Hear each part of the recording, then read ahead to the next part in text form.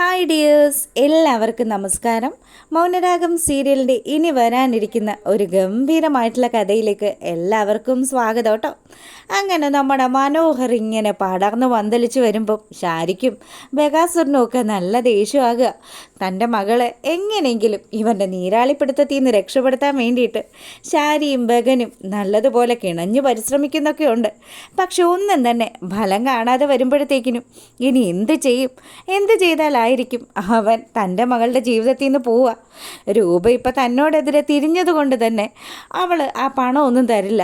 അതുകൊണ്ട് തന്നെ ഇനി മനോഹറിനെ ഒതുക്കണമെങ്കിൽ പണം നൽകി ഒതുക്കാമെന്നുള്ള കാര്യം അത് സ്വപ്നത്തിൽ പോലും ചിന്തിക്കേണ്ടെന്ന് ശാരി നമ്മുടെ ബഗാസുറിൻ്റെ അടുത്ത് സംസാരിക്കുക. ഇത് കേട്ടതും പുള്ളിക്കാരൻ പറഞ്ഞു, ഇനി ഒരേ ഒരു മാർഗ്ഗമേ ഉള്ളൂ. എന്തെങ്കിലും ചെയ്ത് ആർക്കെങ്കിലും എന്തെങ്കിലും ഒരു കൊട്ടേഷൻ കൊടുത്ത് അവനെ ഇവിടുന്ന് തന്നെ പറഞ്ഞയക്കണം. അല്ലെങ്കിൽ അവൻ ഇനിയും ഇവിടെ നിന്ന് കഴിഞ്ഞാൽ വലിയ പ്രശ്നങ്ങൾ തങ്ങളുടെ മോളുടെ ജീവിതത്തിൽ ഉണ്ടാകുമെന്ന് മനസ്സിലാക്കുക. അങ്ങനെ ഇവരിതൊക്കെ ആലോചിച്ചുകൊണ്ട് നിൽക്കുമ്പോഴത്തേക്കിനും നമ്മുടെ സരയു വന്നു. സരയുൻ്റെ അടുത്ത് രാഹുൽ സംസാരിച്ചു. അതെ മോളെ, അച്ഛനൊരു കാര്യം സംസാരിക്കാനുണ്ട്. എന്താ അച്ഛാ, എന്താ പറയാനുള്ളത്?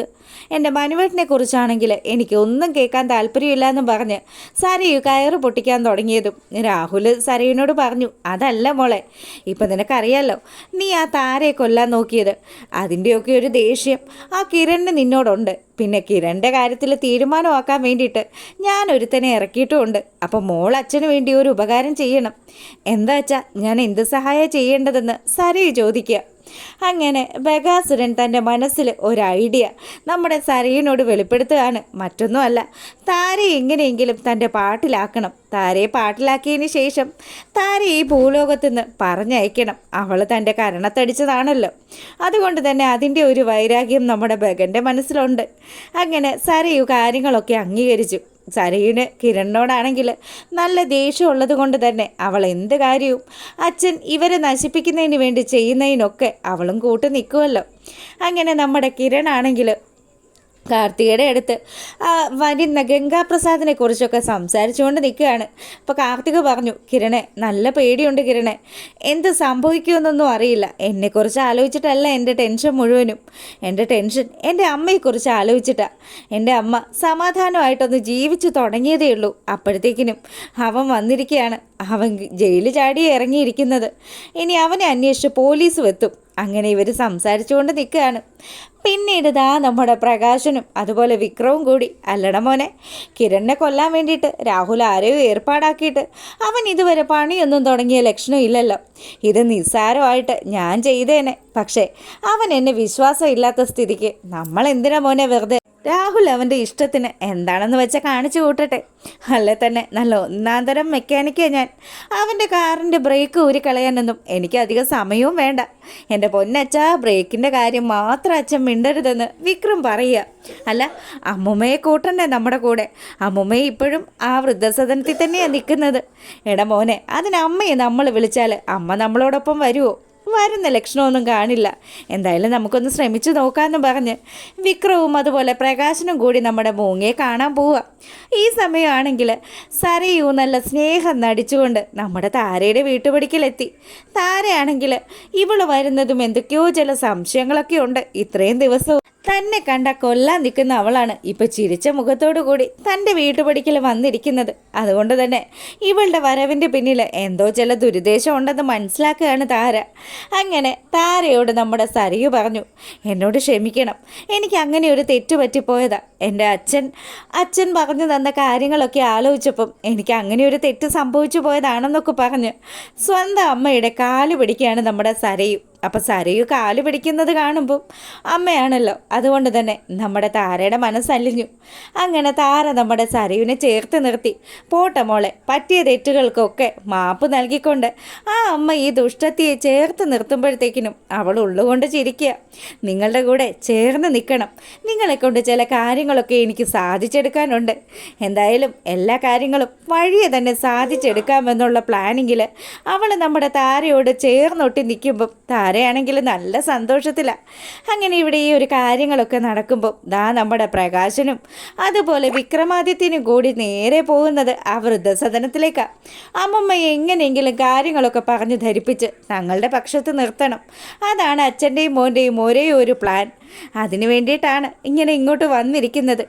അപ്പോൾ ദാ നമ്മുടെ സരയുൻ്റെയും രാഹുലിൻ്റെയും ഒക്കെ സഹായം കൊണ്ട് തന്നെ ഇവർക്ക് പണ്ട് നഷ്ടപ്പെട്ടു പോയ കായൽവാരം വീട് അവർ തിരിച്ചു പിടിക്കുക. അപ്പം ആ ഒരു വീട് ഇപ്പം തിരികെ കിട്ടിയത് കൊണ്ട് തന്നെ ഇനി എങ്ങനെയെങ്കിലും തൻ്റെ അമ്മയെ ആ വീട്ടിലെത്തിക്കണം. അമ്മയുള്ളപ്പോൾ താൻ സന്തോഷത്തോടു കൂടി തന്നെയാണ് നിന്നിരുന്നതെന്ന് പ്രകാശനറിയാം.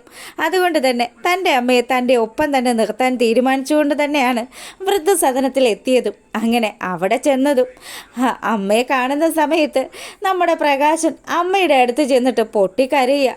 അമ്മേ, ഞാൻ ചെയ്ത തെറ്റുകൾക്കൊക്കെ അമ്മ എനിക്ക് മാപ്പ് തരണമെന്ന് പറഞ്ഞ് പ്രകാശൻ മുത്തശ്ശിയുടെ കാല് പിടിച്ച് കരയുമ്പോഴത്തേക്കിനും ശരിക്കും നമ്മുടെ ഭാനുമതി അമ്മയുടെ മനസ്സലിയ.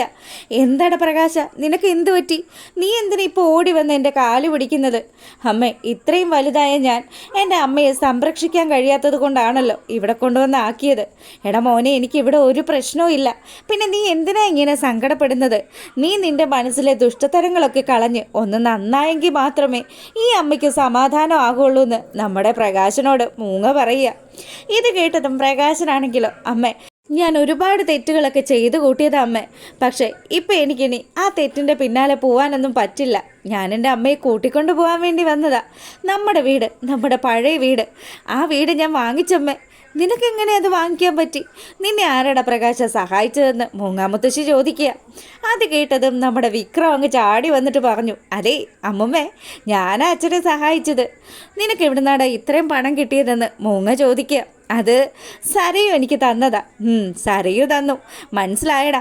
നീ ആ കിരണിനെയും കല്യാണിയും ഒക്കെ ദ്രോഹിക്കുന്നതിന് സരയു തന്ന പ്രതിഫലമായിരിക്കും അല്ലേ അതെന്നും പറഞ്ഞ് മൂങ്ങ മുത്തശ്ശി ആഞ്ഞൊരടി നമ്മുടെ വിക്രത്തിൻ്റെ കാരണം നോക്കി കൊടുക്കുക. വിക്രം ആണെങ്കിൽ ഇതാ സ്തംഭിച്ച പോലെ നിൽക്കുന്നു. അമ്മുമ്മേ, എന്താ അമ്മുമ്മ ഈ കാണിച്ചത്? അപ്പോൾ നമ്മുടെ പ്രകാശനാണെങ്കിലോ, അമ്മ എന്തിനാ അമ്മ ചെറുക്കനെ ഇങ്ങനെ? ഞാൻ എൻ്റെ ചെറുക്കനെ നുള്ളി നോവിക്കാറില്ലെന്ന് അമ്മയ്ക്ക് അറിയാവുന്നതല്ലേ. എടാ, നീ ഇവനെ നുള്ളി നോവിക്കാത്തതിൻ്റെ കുഴപ്പമാണ് ഇവനിങ്ങനെ വഷളായി പോയത്. നീ ആ പെങ്കൊച്ചിനെ ഇട്ട് കഷ്ടപ്പെടുത്തിയല്ലോ. എന്നിട്ടിപ്പം അവൾ എവിടെയാണ് നിൽക്കുന്നത്? ഇപ്പം എനിക്ക് മനസ്സിലായി, നീയും നിൻ്റെ മോനും ഒന്നും ഒരടി പോലും മാറിയിട്ടില്ല. നീയൊക്കെ ആ പഴയ സ്വഭാവത്തിൽ തന്നെയാണ് ജീവിക്കുന്നത്. എടാ, ആ രാഹുലും ആ സരയും ഒക്കെ നല്ല ആൾക്കാരൊന്നും അല്ലടാ. ദേ, നിൻ്റെ മോളെയും മരുമോനെയും ഒക്കെ കൊല്ലാൻ നടക്കുന്നവരാ. എന്തായാലും അവരുടെ കൂടെ നടന്ന് അവർ തരുന്ന നക്കാപ്പിച്ചയൊക്കെ വാങ്ങിച്ചിട്ട് നീയൊക്കെ എൻ്റെ മുന്നിൽ വന്ന് നിന്നല്ലോ. സമ്മതിക്കണം പ്രകാശ, നിന്നെയൊക്കെ സമ്മതിക്കണമെന്ന് പറഞ്ഞ് മൂങ്ങ നല്ല മാസ് ഡയലോഗുകൾ അടിക്കുക. ഈ സമയമാണെങ്കിൽ ഈ അമ്മുമ്മ എന്ത് പണിയാണ് കാണിച്ചതെന്ന് പറഞ്ഞ് നമ്മുടെ വിക്രമാണെങ്കിൽ കാരണം പൊത്തി തന്നെ നിൽക്കുക. എന്തായാലും നല്ല ഇടിവെട്ട എപ്പിസോഡുകളാണ് ഇനി എങ്ങോട്ട് നടക്കാൻ പോകുന്നത്. അപ്പോൾ റിവ്യൂ ഇഷ്ടമായിട്ടുണ്ടെങ്കിൽ ഒന്ന് ലൈക്ക് ചെയ്യുക. എല്ലാവർക്കും നല്ലൊരു രാത്രി ആശംസിച്ചുകൊണ്ട് ഇന്നത്തെ വീഡിയോ വൈൻഡപ്പ് ചെയ്യാണ്. അപ്പോൾ ഓക്കെ, ഗുഡ് നൈറ്റ്.